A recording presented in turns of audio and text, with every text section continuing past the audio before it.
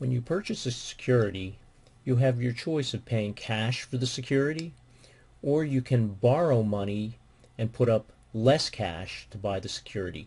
This type of transaction is referred to as a margin transaction. Now, what is margin? Margin is the percentage of equity that you have in your account as a percentage of the value of your securities. What's equity? Think about home equity.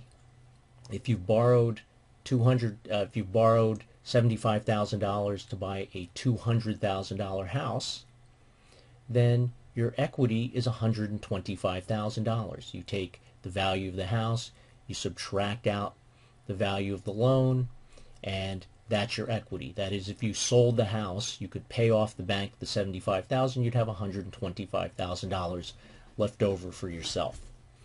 So margin, as I said before, is going to be defined as a percentage. So it's going to be the value of your securities minus your debit balance divided by the value of your securities. Let's take a look at an example here, and then we'll try and understand why you might want to do this. Okay, for example, suppose you want to use 70% margin. That's what you've chosen to do. Okay, think about it. The higher the margin, the greater the equity in your account. In fact, the biggest margin you can have is 100%. That's the case where you don't use any debt. So you'd have V over V, value of securities over the value of your securities. Your margin would be 1.0 or 100%. So in this case, we're going to assume that you put up 70%, you borrow the remaining 30%. And let's say that you want to buy 100 shares of a stock, and that stock is selling for $40 a share. Well, the value of the securities is going to be 40 times 100, or 4,000. Your equity is going to be equal to 70% times the 4,000, or 2,800. And your debit balance is going to be equal to the value of the securities minus the equity that you have. So you're going to borrow $1,200. Okay, so you borrow this amount. And we can check. This should work out in our formula here. We said that margin is equal to the value of securities, which we said was 4,000, minus your debit balance, which we said is 1,200, all divided by the value of the securities. So what do we get? We get 2,800 over 4,000, and we can just check and make sure that's correct. 2,800 divided by 4,000, and we get 70%. So this is in fact correct. So let's ask ourselves, what happens if the price of the stock changes? What happens to the margin that you have?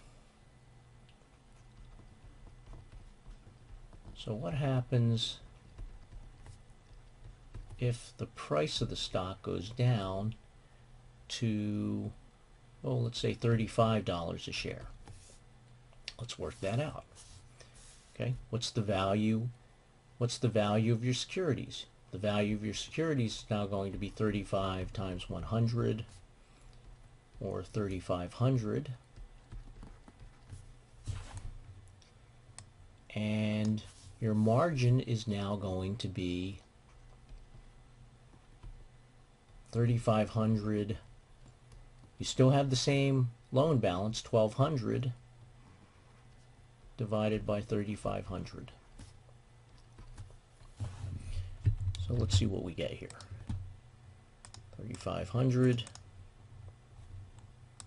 minus 1200 divided by 3500. So your margin has fallen to 0.6571, 65.71%. Okay, it's gone down.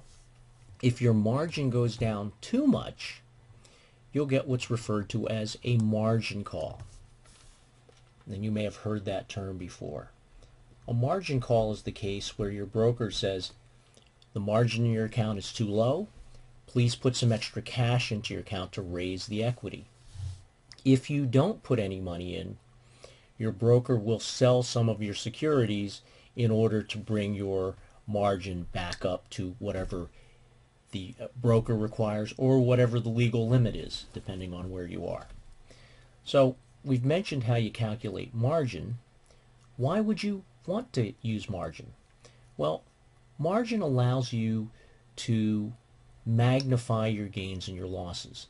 If you had the same amount of money to invest, you could buy twice as many shares if the margin, if you used 50% margin. And by buying more shares, you can make more money. Or you can look at it this way. If you want to buy the same number of shares, you're putting up less of your own cash. So the rate of return you earn on your investment will be higher, okay, or will be lower if it goes down. It will magnify the gain or the loss when you use margin. So margin can be a good thing if you're right. You use less of your own money, and if it goes up, you make a nice profit, but using less of your own money increases your return. But if you're wrong, it magnifies your loss, and you can lose a bigger percentage. So that's a big problem, and that's one of the reasons that many financial institutions and hedge funds ran into difficulty in the 2008 financial crisis. Many were using a lot of leverage.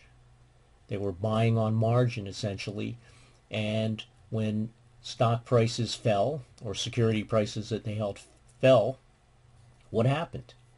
They didn't have enough equity in their account.